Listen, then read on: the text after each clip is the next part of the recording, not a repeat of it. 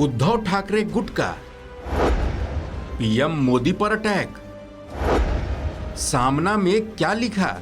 शिवसेना के नाम और चुनाव चिन्ह गंवाने के बाद उद्धव ठाकरे गुट लगातार हमलावर है। एक बार फिर से उद्धव ठाकरे गुट की तरफ से मोदी सरकार पर जोरदार हमला किया गया है। इसके साथ ही विपक्षी एकता को मजबूत करने के लिए कांग्रेस को आगे आने की सलाह दी गई है।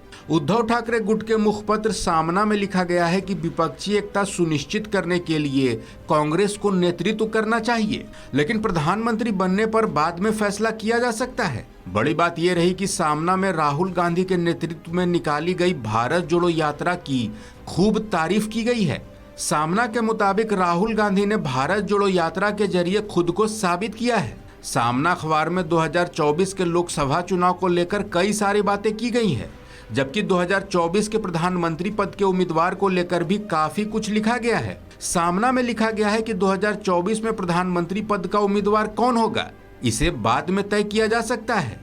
पहले एक जगह बैठकर चर्चा की जानी चाहिए। सभी विपक्षियों को एक टेबल पर आकर चर्चा करना बेहद जरूरी है। इसके लिए कांग्रेस पहल करती है तो कोई दिक्कत की बात नहीं है। सामना में विपक्षी दलों से अपील की गई है कि उन्हें अपने अपने अहंकार को छोड़ना होगा। देश और लोकतंत्र को बचाने के लिए सभी को साथ आना होगा। हर राज्य में बीजेपी के खिलाफ गुस्सा है। ढोंगी राष्ट्रवाद और कट्टरता का जहर फैलाकर चुनाव जीतने वाले बीजेपी के खिलाफ सभी विपक्षी दलों को एकजुट होना होगा। बीजेपी की पाखंडी देशभक्ति का एकमात्र जवाब है विपक्षी दलों को एकजुट होकर उनका मुकाबला करना। शिवसेना उद्धव ठाकरे के मुखपत्र सामना में राहुल गांधी की भी जमकर तारीफ की गई है। अखबार में कहा गया है कि राहुल गांधी के नेतृत्व में निकली कांग्रेस पार्टी की भारत जोड़ो यात्रा से उनकी छवि मजबूत और परिपक्व हुई है। राहुल गांधी ने देश भर में पैदल चलकर अपनी क्षमता का परिचय दिया है। उसके बाद लोकसभा में बजट सत्र के दौरान हिंडनबर्ग रिसर्च की रिपोर्ट और मोदी अडानी की दोस्ती मामले पर जोरदार हमला बोला। एक तरह से राहुल गांधी ने पीएम मोदी का वस्त्र हरण कर लिया। पीएम मोदी राहुल गांधी के आरोपों पर कोई जवाब नहीं दे पाए, यहां तक कि उनको जवाब देने के दौरान बार बार पानी भी पीना पड़ रहा था।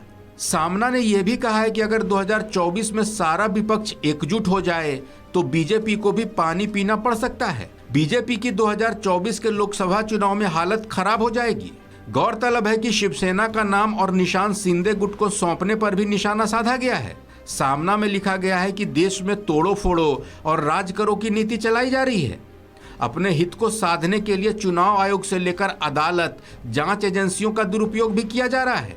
महाराष्ट्र में शिवसेना को तोड़ दिया गया, बागी गुट को असली शिवसेना बता दिया गया और असली शिवसेना के चुनाव चिन्ह को सौंप दिया गया।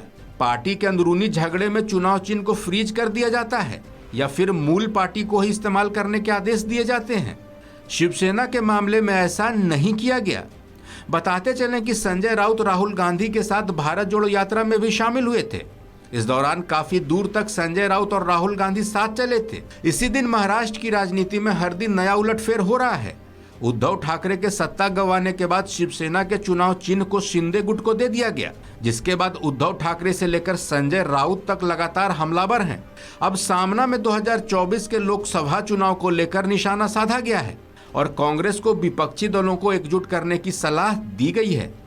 इस खबर में फिलहाल इतना ही। अपडेट्स के लिए देखते रहिए वन इंडिया हिंदी।